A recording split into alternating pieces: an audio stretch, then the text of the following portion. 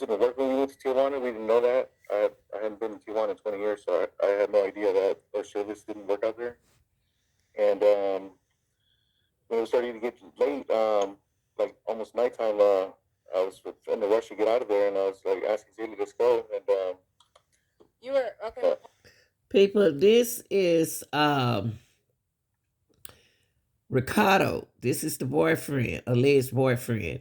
And Nick at Night got a chance to interview him. And since we were all working on the same page on the same story, I want to give my reaction to Nick and Night video with Ricardo speaking out on Zailey. Okay? Okay, let's get a shout out to Nick and Night. Appreciate this. Cause without this interview, I couldn't get him.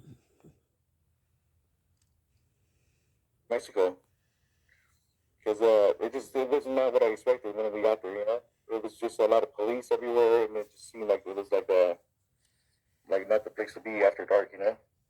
Okay, so you guys were in Mexico. Tijuana downtown, on Revolution Avenue. Okay, so you were on. You Mm-hmm. guys had went to. And Yeah, the person we are gonna meet with, he never responded to us when we were trying to contact him through Wi-Fi, and we looked up some apartments on Facebook Marketplace, but it just didn't seem like the place to be. The longer we were there, I was like, let's just get out of here, what And gave there was like police with their lights on everywhere, like on every corner, and it just did not seem like the place I remember from when I went 20 years before, uh-huh. And so we were moving through this crowd, and when I looked back, when I got to the cab, she was nowhere in sight. And I hopped on the cab Were and you guys looked for like her. Just shouldn't have getting to a cab because the cabs were getting like as soon as we were almost getting to a cab, somebody would jump in there. It's just hectic out there. The okay? traffic is hectic. Like what was the crowd for? Like what?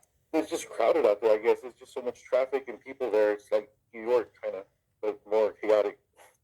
Okay, so it just was a lot of or driving. On the streets, on sidewalks, and driving. Okay, so you guys were walking, and Mm-hmm. then you were trying to make your way.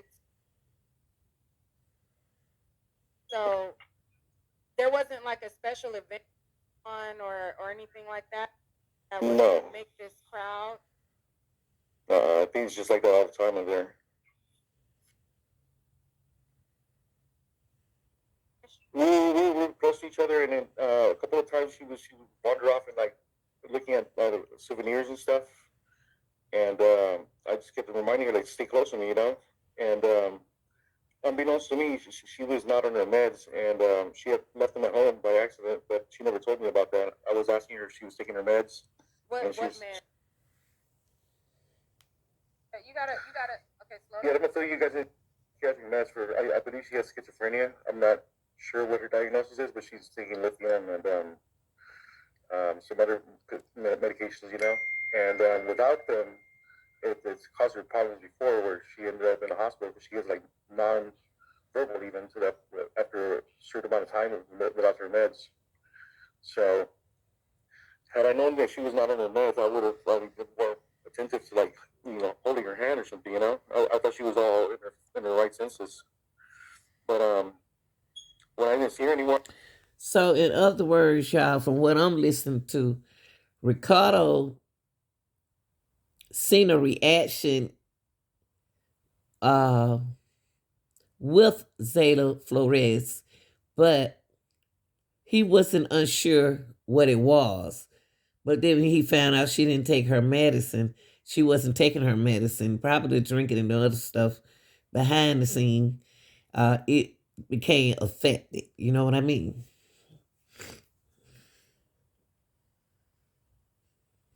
I panicked and I got in the cab and started driving around the street looking for her. And I couldn't find her, so I had the cab driver just drop me off at the border crossing, which is not probably like half a mile away from where we're at. And I went over across the border to get my car, which is parked like right across the border. And I drove back into Mexico with my vehicle, and I started driving around looking for her for like probably 2 hours before I got pulled over by an officer because I was yelling her name out the window everywhere I was driving, and an officer pulled me over, and he ended up stealing my phone and had me get all the money out of my bank card at the ATM at 7-Eleven right there on Revolution. And after that, I still was driving around looking for her, and another officer pulled me over and trying to shake me down again. I was let him know that I was. I'm trying to figure out why is the police checking him out. You know what I mean? So why is he looking suspicious to the police? Now, if he looking suspicious to the police, they think it's something that's going on. At that point, I started getting a little paranoid about the police there, so I stopped driving around, and I was just sitting in my car trying to see if I spotted her from the car, and I fell asleep. See, the police know something was up, y'all. They know something was up with him.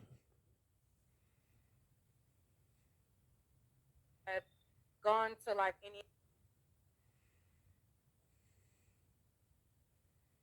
there, maybe she.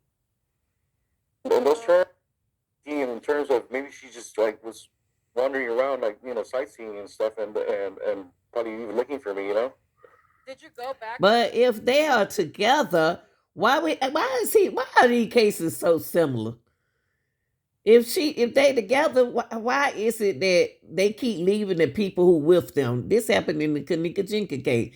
They left her. Alexis case, everybody case. The friends are leaving their friends. To the street that you got separated in. Yeah, that's why I went, and I was starting asking the police officers there and shopkeepers, because we did shop around there. I bought her a ring and a poncho, and I went to that shop in particular, and then I was going door to door asking around if they seen her, but nobody apparently saw her. And so the next day, when the sun came up again, I started driving around again for like another 4 hours looking for her and calling her name out, and to no avail. And then I started thinking maybe she crossed over the border already, maybe, And I went across the border, and I was asking the customs officials and the border crossing if they had seen her. His story don't sound right to me, y'all. It's something about his story. It's not kicking in with me. It's something about his story. Because right now he looks suspicious to the police. And this girl is missing. And they were saying that they were not aware of her crossing. They wouldn't be able to let me know if she had crossed because I wasn't related to her and I wasn't married to her. So I stayed at the border for for the rest of the day until nighttime, and I didn't see her. Started thinking maybe what if she hitched a ride back home? She Her didn't phone was have going straight to her. Not when we were in Mexico, because her phones didn't work in Mexico, and her phone was going straight to voicemail.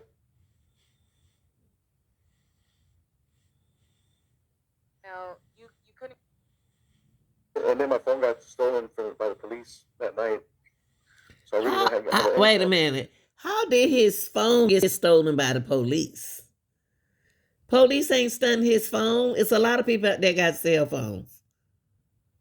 Nah, it's something about this dude here. I don't trust.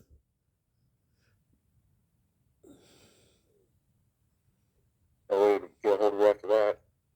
Oh, the police took your. Police, yeah, they stole my phone and all the money I had. Okay. I wonder why